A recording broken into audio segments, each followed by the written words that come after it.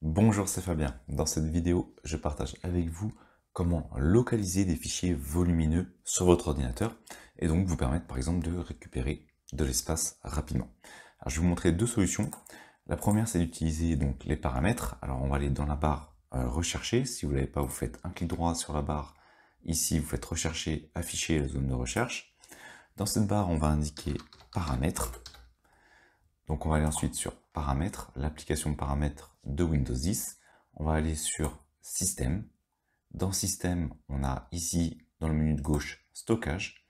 Et au niveau de stockage, on va avoir la possibilité de récupérer les informations sur la localisation des fichiers volumineux.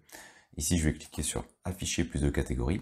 Et donc, pour mon utilisateur démo, je vais obtenir, selon les différents dossiers, la taille de ces derniers. Il me suffit de patienter un petit peu. Et donc on peut voir sur 223 Go au niveau de mon disque dur, j'en ai 197 d'utilisés. Et sur ces 197, où est-ce qu'ils sont localisés sur l'ordinateur? Donc sur mon utilisateur démo, on peut voir qu'ici au niveau du dossier vidéo, on a 10 Go. Dans les autres, on a également 10 Go. Et en cliquant dessus, on obtient leur localisation. On peut voir que la plus grosse partie est concentré au niveau des autres utilisateurs. Donc, qu'est-ce que j'ai à faire? Je me connecte sur les autres utilisateurs pour utiliser la même procédure et dans ces utilisateurs, savoir où sont localisés les fichiers. Donc ça, c'est la première solution. On peut utiliser les paramètres de stockage pour localiser rapidement nos fichiers. Deuxième solution, on va ouvrir un dossier, peu importe lequel. On va aller sur ce PC, ce qui va permettre de se positionner sur le PC entièrement, donc avec tous les utilisateurs.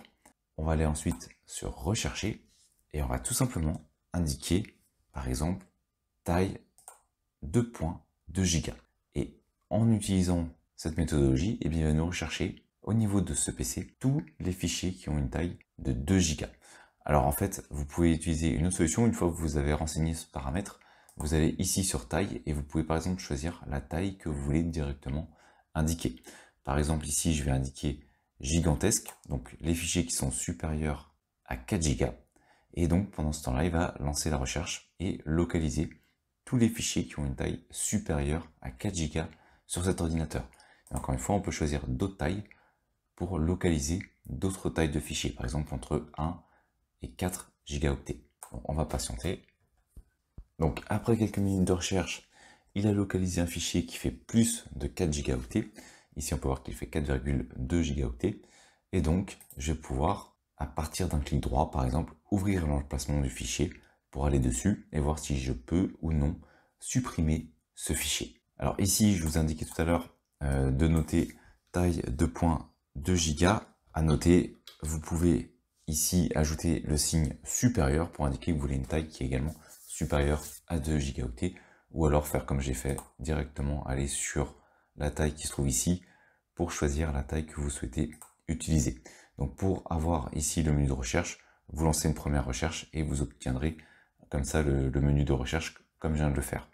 Vous laissez cliquer sur tous les sous-dossiers pour avoir accès à tous les sous-dossiers du PC. Et ensuite, il ne vous reste plus qu'à supprimer les fichiers qui ont une taille importante et qui ne sont pas nécessaires.